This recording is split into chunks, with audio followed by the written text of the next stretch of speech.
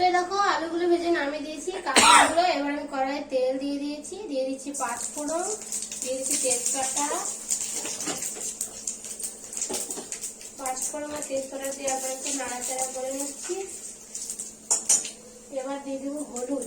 হলুদটা না দিলে মশলাটা দিলে একদম গায়ে ছিটকে পড়বে, আর জন্য ফালতু আর বকা খাবো না, একবার বকা খেয়ে নিয়েছি, সেজন্য বকা না খাওয়ার কাজ করে নিলাম। এবার একটু ছিটকাবে না, এরকম দিয়ে দিচ্ছি।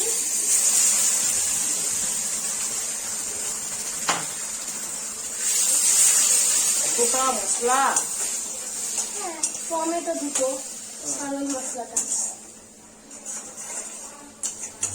তো মশলা পেস্টটা আমি দিয়ে দিলাম। এখন একটু ধুয়ে দিয়ে দেবো মশলা। এটা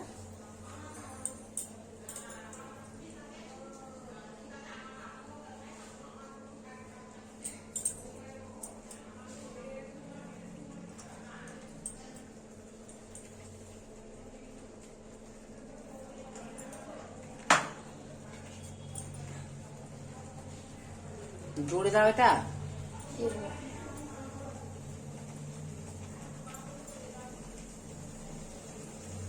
জোরে দাও, দিয়ে দিয়েছি। তো মালটা কষা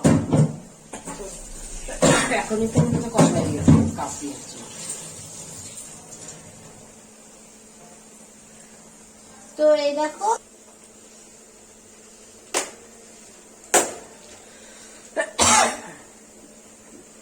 এবার আমি লবণ দিচ্ছি পরিমাণ মতো।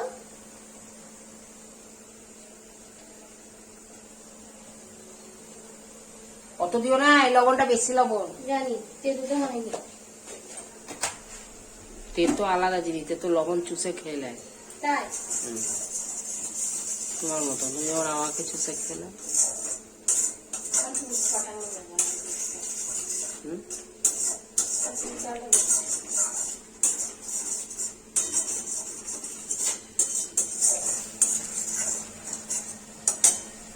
তো মশলাটা এবার কষে গেলেই হয়ে যাবে।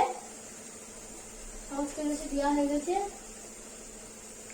একটু সামান্য চিনি দেবো। চিনিটা হচ্ছে মারাত্মক জিনিস, চিনিটা দেওয়াই যাবে না, এবার কারেন্টের মতো শর্ট লেগে যাবে। তো আমার পাশে ক্যামেরাম্যানের কোনো জামা কাপড় নেই, ওটা থাকে না, বলার দরকারই নাই। তো ক্যামেরাম্যান এখন বসে আছে, দেখো তোমরা সবাই ক্যামেরাম্যানকে। এই যে ক্যামেরাম্যান, তার ভাব বিশাল ব্যাপার, জামা কাপড় পরে না। কালকে আবার অভিষেক করবে, তোমাদেরকে দেখাবো। কালকে আবার ধুতি পরবে, তারপরে উত্তরীয় নেবে। অভিষেকের সময় লাগবে তো সেই জন্য। আর তাছাড়া উত্তরীয় নেয় না, কিন্তু হ্যাঁ কুর্তাটা পরবে না, নতুন জামা পরবে। শ্বশুর বাড়িতে একটা জামা দিচ্ছে, সেই জামাটা পরবে। শ্বশুর বাড়ির জামা, শ্বশুর বাড়ির জামাই পরে। জামা কিনে না, প্যান্ট কিনে না, পয়সা নেই জামা প্যান্ট কিনে, প্যান্ট কিনে, শুধু শর্ট প্যান্ট কিনে, প্যান্টটা কিনে, জামাটা শ্বশুর বাড়ি থেকে হয়ে যায়। শ্বশুর বাড়ির জামা পরে, কিন্তু তাও ভালো ভালো প্যান্ট গুলো শ্বশুর বাড়ি থেকেই দেয়, আর যেগুলো বাড়িতে মানে বাড়িতে পরার প্যান্টটা কিনি। কিন্তু জামাটা তাও পরে না, শ্বশুর বাড়ি থেকে দিচ্ছে। জামাটা লাগে না, অল্প লাগে, যখন বাইরে বেড়ায় তখন লাগে। তো এ দেখো মশলা কষানো হয়ে গেছে, নাড়ছি আছে।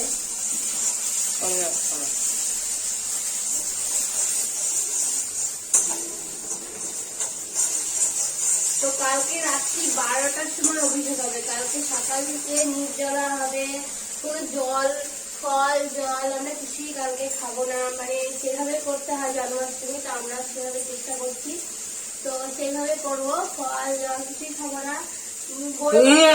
আজকে রাত্রে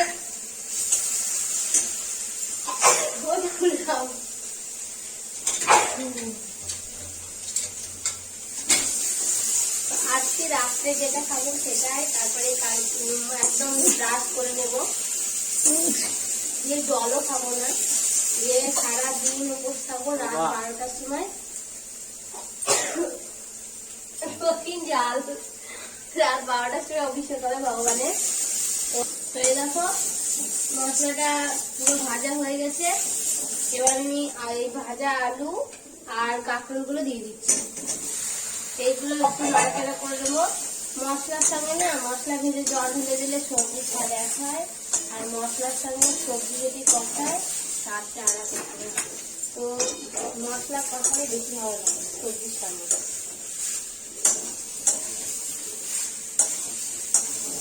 একদিনের মুখটা একটু কেমন হয়ে গেল, সারাশিটা ধরলাম বলে তোমরা বলবো, আমি বলবো।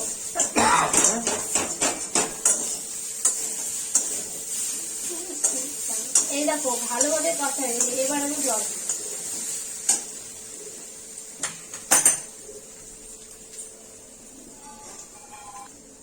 জলটা দিয়ে দিচ্ছি।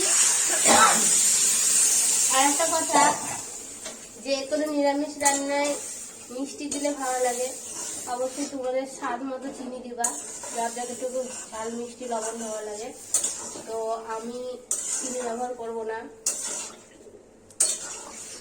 সমস্যা আমার, কিন্তু সবজিতেই চিনি ব্যবহার করি না আমি এখন। তো আগে করেছি, কলমি দ্বারা করেছি, এখন আর করি না। চিনি খাওয়া ভালো না। তো চিনিটা যখন দিবা তোমরা তেলের উপর দেওয়ার চেষ্টা করবা, তাহলে কালারটা খুব সুন্দর হয় রান্নার। আরে জল দিই।